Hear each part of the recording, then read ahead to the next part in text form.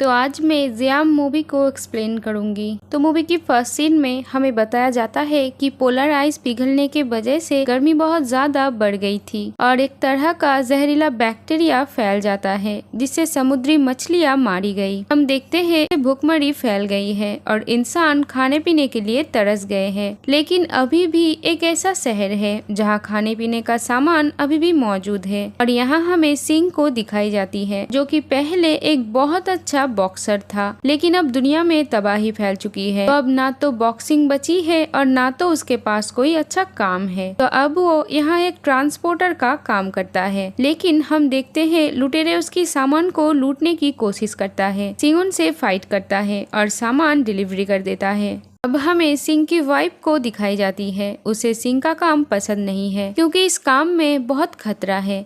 यहाँ बासु नाम का एक बिजनेसमैन रहता है और वो ही खाने का कंपनी चलाता है और इसका ही खाना पूरा शहर खाता है। हम देखते हैं बासु की वाइफ 5 साल से बीमार है। डॉक्टर भी कुछ नहीं कर पा रहे हैं। अब तभी बासु को पता चलता है कि समुद्र में एक ऐसी मछली है जिसे खाकर उसकी वाइफ ठीक हो सकती है। तो वो इस फिश को अपने गेस्ट को खिलाता है और वो उसकी वाइफ को भी इसे खिला चुका था। लेकिन तभी उस मछली को खाते ही उनके गेस्ट को कुछ होने लगता है। सभी खून की उल्टियां करने लगते हैं। किसी को समझ नहीं आता कि आखिर हो क्या रहा है। एक सीन में सिंह घर आता है। सिंह की वाइफ अपने दोस्त और उसके बेटे बनी के साथ हॉस्पिटल जाती है क्योंकि वो एक डॉक्टर थी। अब हॉस्पिटल जाने के बाद वो अपना काम करने लगी, लेकिन तभी उसे डायरेक्टर बुलाता है। कहता है कि हम मिस्टर बासु की वाइफ के ऊपर उस मछली को इस्तेमाल करके देखेंगे कि इससे उसकी वाइफ ठीक होती है या नहीं। रिंग ऐसा करने से मना करती है क्योंकि अभी तक उस मछली को तो टेस्ट भी नहीं किया गया है,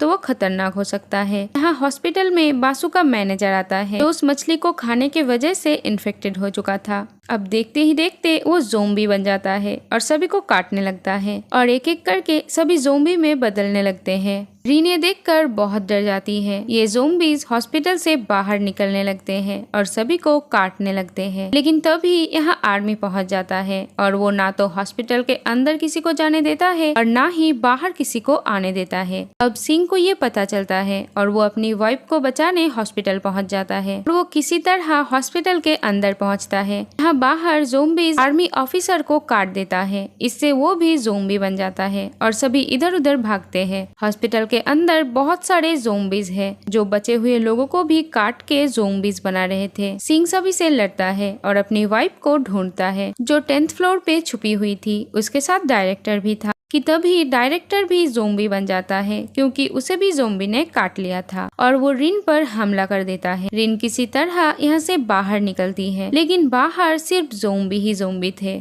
तभी उसे सिन की आवाज आती है क्योंकि वो कंट्रोल रूम में जाकर रिन को अपनी लोकेशन बता रहा था। हॉस्पिटल के लगभग सभी लोग अब ज़ोंबी बन चुके थे। गवर्नमेंट अब इस हॉस्पिटल को ही बॉम्ब से उड़ाने का फैसला करता है, जहाँ अब 30 मिनट का टाइमर सेट कर दिया जाता है। इनको ये सब कुछ पता नहीं था। वो अपनी वाइफ को ढूंढते हुए ऊपर की तरफ जा रहा था क्योंकि वो बॉक्सर था तो वो ज़ोंबी से लड़ रहा था। अब ऊपर उसे बनी मिलता है जो रिन की फ्रेंड का बेटा है जिसपे ज़ोंबी हमला करता है, लेकिन सिन उसे बचा लेता है। बनी उसे कहता है कि ज़ोंबी के सर पर मारो जिससे वो जल्दी मर जाएंगे। सिन भी ऐसा ही करता है और ज़ोंबीज को मारता है और वो ज़ोंबी मर जाते हैं। अब सिन बनी से रिन के बारे में पूछता है। बनी रिन को जानता था तो अब बनी और सिन ऊपर की तरफ जाने लगते हैं। इधर रिन अपनी जान बचा के इधर उधर भाग रही थी क्योंकि चारों तरफ सिर्फ ज़ोंबीज ही ज़ोंबीज थे। रिन कैमरे पे देखती है कि मिस्टर बासु अभी भी ठीक है तो वो मिस्टर बासु के पास जाती है।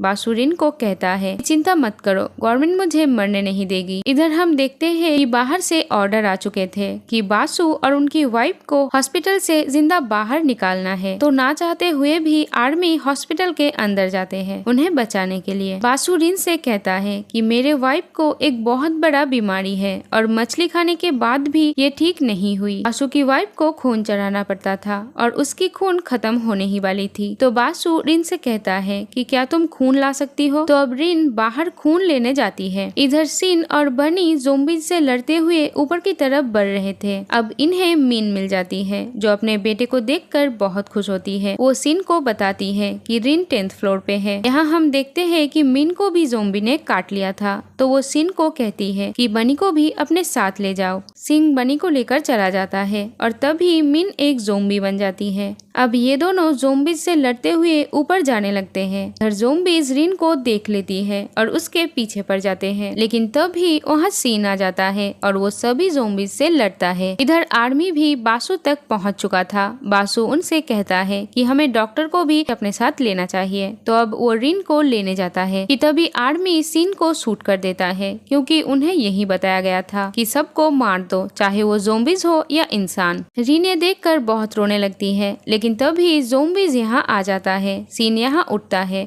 और वो अब आर्मी से भी लड़ता है, क्योंकि वो अपनी वाइफ को प्रोटेक्ट कर रहा था। तभी बासु की वाइफ भी ज़ोंबी बनने लगती है, लेकिन बासु कहता है कि मैं अपनी वाइफ के साथ ही रहूंगा। तभी उसकी वाइफ उसे काट लेती है और साथ ही बहुत सारे ज़ोंबीज बासु के तरफ बढ़ने लगता है और उसे काटता है। लेकिन रिन और बनी को लेकर छत के तरफ जाने लगता है, लेकिन उनके पीछे बहुत सारे ज़ोंबीज पड़ जाता है। तो सीन रिन को छत के तरफ जाने के लिए कहता है और खुद ज़ोंबीज से लड़ता है। अब रिन और बनी छत तक पहुंच जाता है। आर्मी वाले उसे लेकर यहाँ से निकलने वाले थे, लेकिन रिन कहती है कि थोड़ी देर रुक जाओ, मेरे हस्बैंड आने ही वाले हैं। इधर सीन को चारों तरफ से ज़ोंबीज ने घेर ली थी। तभी बिल्डिंग पे लगे हुए बॉम्ब भी ब्लास्ट होने लगता है। तो अब आर्मी वाले रिन और बनी को लेके यहाँ से जाने लगते हैं। तभी सीन छत तक पहुँच जाता है, लेकिन हेलीकॉप्टर टेक ऑफ कर चुका था। सीन अभी भी सभी ज़ोंबीज से लड़ता है कि तभी पूरी बिल्डिंग तबाह हो जाती है। हमें कुछ टाइम बाद का सीन दिखाई जाती है, जहाँ हम रिन को देखते हैं जो अब बनी के साथ ही रहता है। मूवी के पोस्ट क्रेडिट सीन में हमें सीन को दिखाया जाता है जो अभी भी जिंदा था। और इसी के साथ ये मूवी यहीं पर खत्म हो जाती है। Thank you for watching. Bye bye.